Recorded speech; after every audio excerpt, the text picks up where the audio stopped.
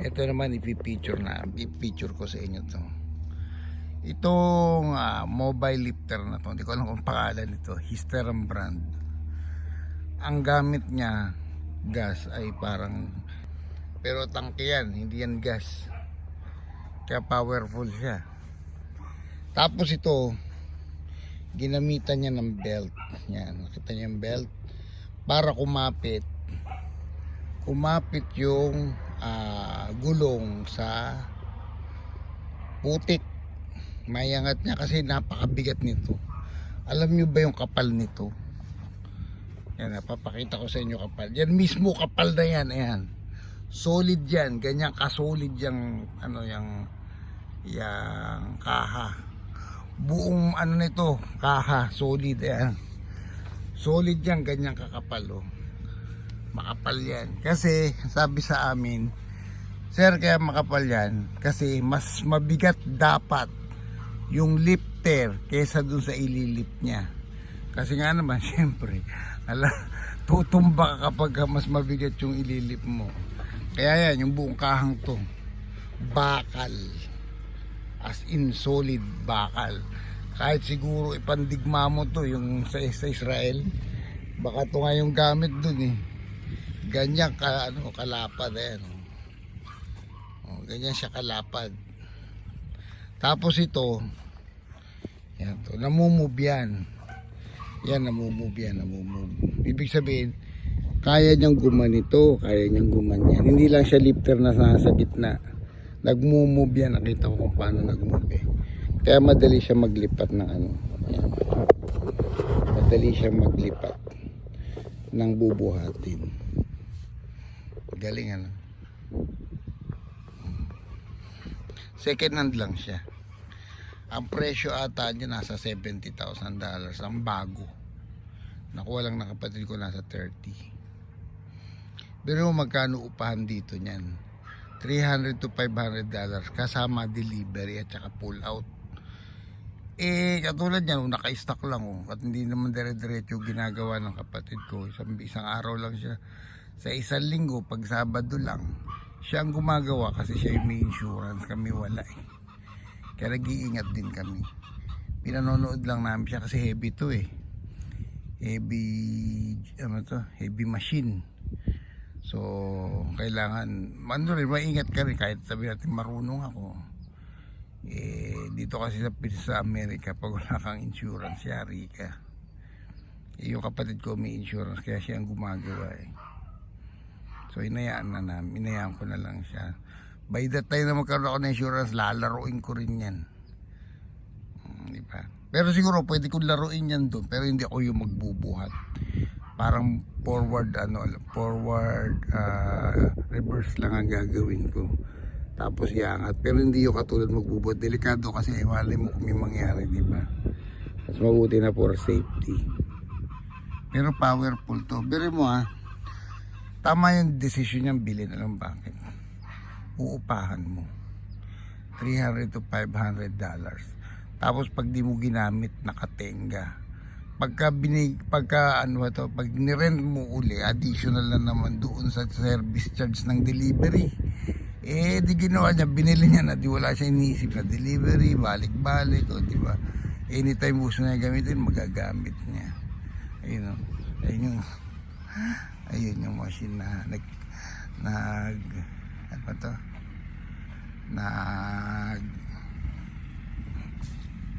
lawn mower dun sa kabila. Patapos na yun. Patapos na siya. So marami kong nakikitang machine dito. Lahat dito kasi gumagamit talaga ng machine. Ganun kaganda rito sa Amerika na high-tech lahat. Ito siya yung tong rubber na to. Ito yung pangkapit sa kung yung mga tracker na pang ice naka-chain, ito naman belt. Yan yung belt na sinasabi ko. Dalawa yan. Dalawang belt. Kaya kumakapit. Yan, pinicture ko lang. Tapos yung dalawa yung lawnmower namin maliliit, may darating pa kaming isa niyan eh. Gagawin namin 3 para kasi pagka may diferensya, tuloy-tuloy yung pagkain nila. Kasi ito kailangan na to i-tune up. Wala pang time yung kapatid ko mag-tune up. So bumili ng isa. So ito ngayon ang ginagamit. Ngayon kaya bumili pa ng isa just in case na may masiraan. Tuloy-tuloy kaming makapag pakain ng mga hype dahil meron kaming nagagamit.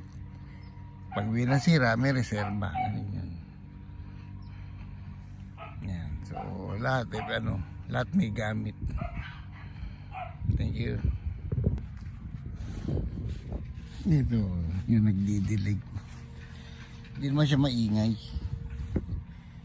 Yun nga lang kasi maririnig mo lang yung ugong. Ayun yung tanker. Ayun yung pandilig niya.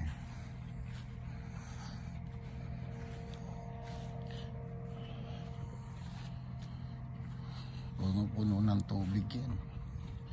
Ayun yung tayo patapos na galing na siya sa dulo pabalik na siya rito, nagdidilig. May lapit ayan, ito yung sa amin, yan yung container, yun yung tanim niya ng pears daw yun.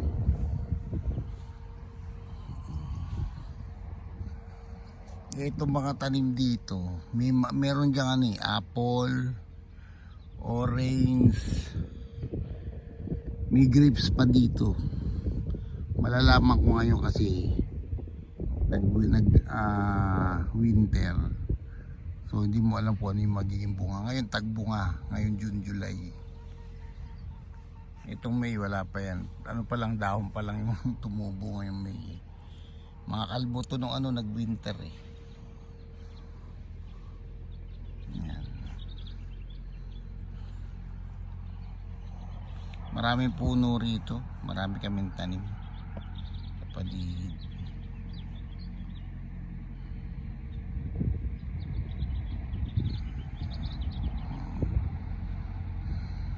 Hindi ko alam kung ano tong halaman na to.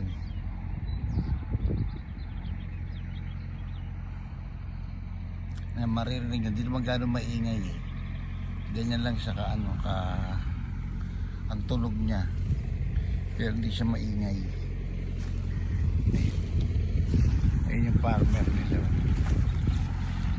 farmer.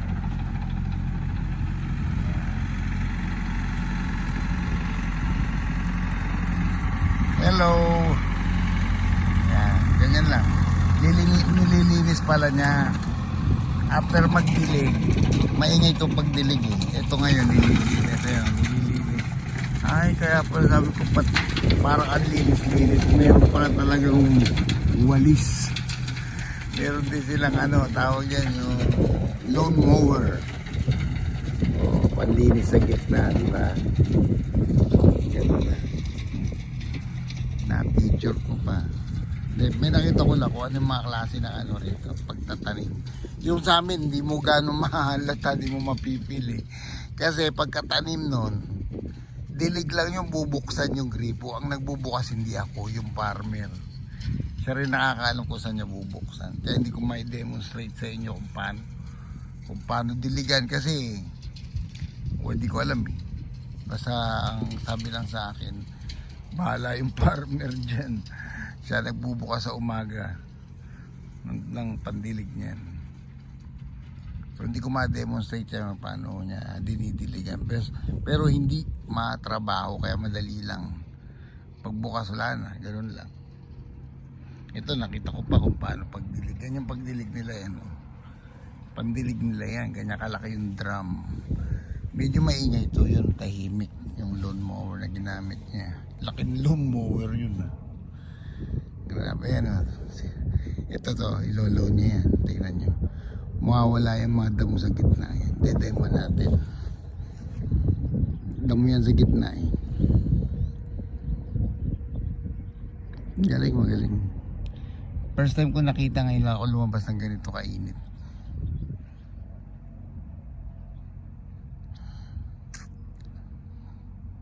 Ito kalsadan to. Hati kami dyan. Itong daan na yan, amin yan. Pero sila sa kabila, nakikidaan lang.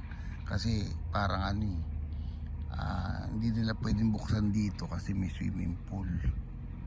So parang nakiusap na lang na kung pwedeng makidaan.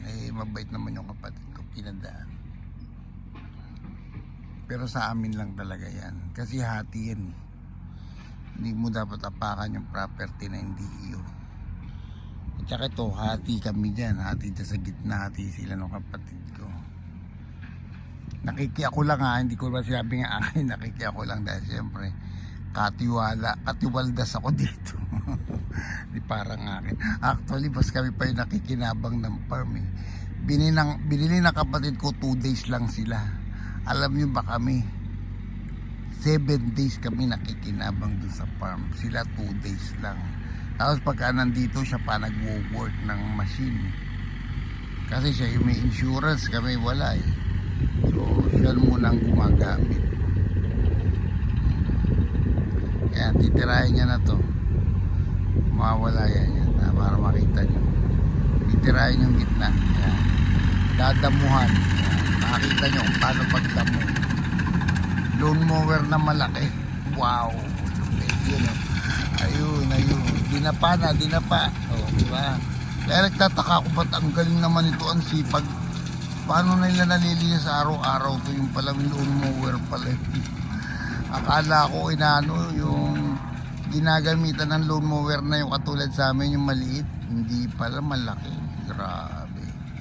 O yan, nakita nyo na-experience nyo. Thank you sa panonood. Marami kayong makikita sa akin. Manood lang kayo.